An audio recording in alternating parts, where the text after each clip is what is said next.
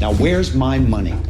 How do you get rich? Rich is all relative. So there's certain things you need to do in order to put yourself in the best position to be rich. The first thing you need to do is live like a student. When you get that first job, it's really cool. I remember looking at cars and thinking, I want this car. Fortunately, I kept my junker. Number two, you shouldn't use credit cards.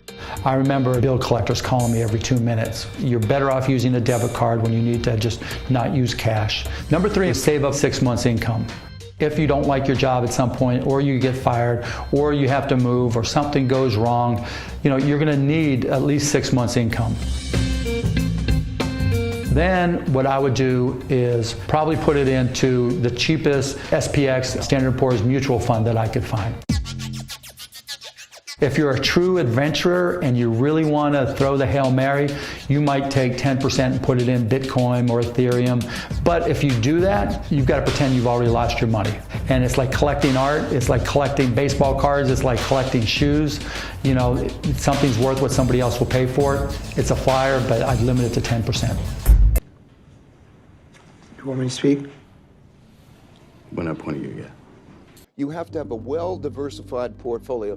And first of all, you have to be coming at it from an investor standpoint. You look at the 440 or 450 self-made billionaires in the world, the largest category of them is not real estate, it's not gold, it's not oil, it's not sports, it's not media, it's not the food industry or hotels or fashion.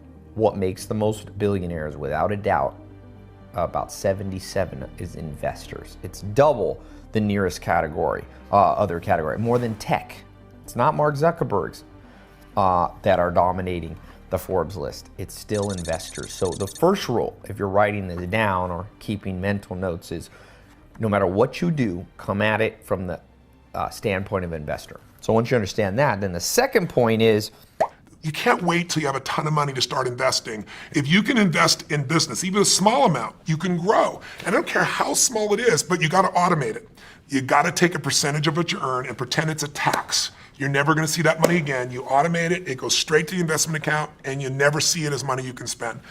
When you save 20% and you compound it, its numbers are incredible. But then the problem is, if you do that first step, but you don't do the second step, which is become an insider. Yes. And understand the rules of the game. I'll give you 2 or 3 of the myths real fast. One, this myth that someone says, give me your money and I'm gonna beat the market. Over any 10-year period of time, 96% of mutual funds will not even match the market.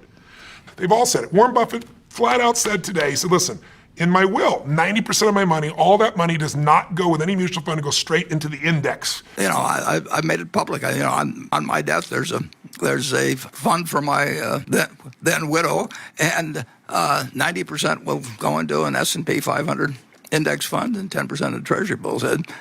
What the index is you get a piece of all the largest companies in the world, but it costs almost nothing to get in. You hire someone because you say, I have a family, I have a business, I have a life, I'm not an investor, I'm gonna hire someone who's a professional. It makes sense, they would do better than me.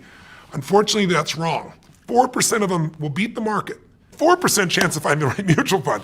It's not gonna happen. So the second thing is, after getting terrible performance, people say, well, fees don't really matter, or they'll tell you it's only 1%. Forbes says the average fee is 3.12. Now, 1% versus 3%, big difference. Huge. Right? Here's the difference. Just like you grow by compounding, like your fees also compound.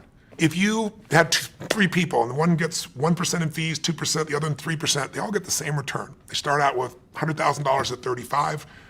For 30 years, they accumulate to 65 years old, 7% compounded, they all get 7%. And when they go to retire, the person at 1% in fees is gonna have $574,000. The person at 3% in fees will have $224,000. 77% less money. You could own the stock market, the S&P 500. You can own a piece of all 500 big companies through like the Vanguard 500. Mm-hmm. And you get the best of all the business, Apple, Exxon, all these companies. And it costs you 0.17. If you went to a normal mutual fund, you might own the same companies for 3.17. That's like buying a Honda Accord for $20,000 or $350,000 for the same car. That happens every day with finances because people don't know how to look at this. All I want to get you to know is the game is you got to tap the power. Step number one. Step number one of being repetitive, but once you get it, we want to make that decision right now. Step number one is make the most important financial decision of your life. Decide right now, what percentage are you going to keep for your family forever? What percentage of your money are you going to set aside, automate, and make sure you put in a freedom fund that you're going to start to invest and build into something that will eventually provide that income for you where you never have to work again as long as you live. You only work because you want to, not because you have to. Why would you save money when they're printing money?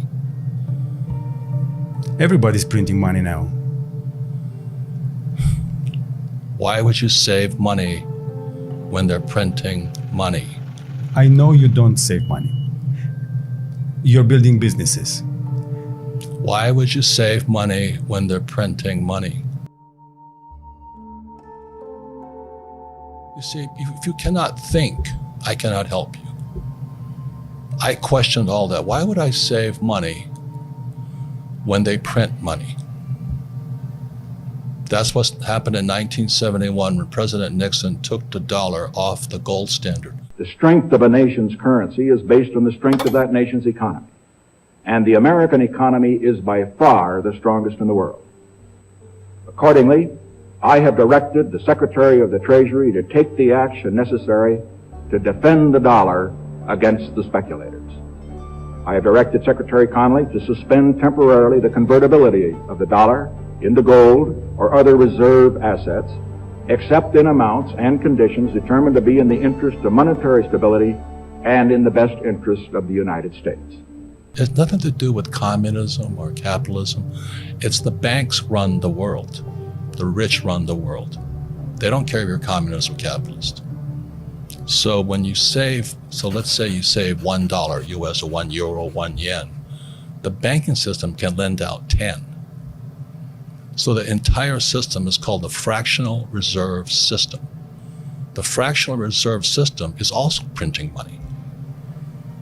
And then they tell you to save money. So they want you to save money so they can lend out your money 10 times. You're like, compound interest is the holy grail. No, not today it isn't. There is no compound if you're making 0.04% at the bank. Today's Friday's average savings rate in America was 0.12%. That ain't 12%, that's 0.12%. That's not 1.2%. That's 0.12 of 1%. It'd take you 80 years to make 10% of your money. Well, cash is always a bad investment. I mean, when people said cash is king a year ago, I mean, that's crazy. I mean, cash wasn't producing anything, and it was sure to go down in value over time. On the other hand, you always want to be sure you have enough. I mean, it's like oxygen. You want to be sure it's around, but you don't need to have excessive amounts of it around. Cash is the least safe investment. It just doesn't have the same volatility to it because they're producing so much cash. It has a negative real return. It's a tax that maybe 2% a year you lose money in terms of cash. I made a reference to Pablo Escobar. He didn't know how to convert the bag.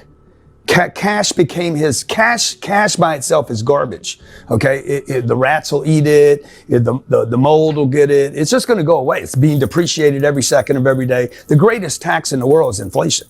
It's a hidden tax. So it goes down in value, right? They just print more. So its ability to buy things goes down in value because the price of things goes up. So all I'm saying to you is if a person does not question what they've been taught, they will always be poor. They've been hypnotized into being poor. So that's why you don't save money, is because your money is becoming worth less and less and less and less and less. The banks are getting richer and richer and richer.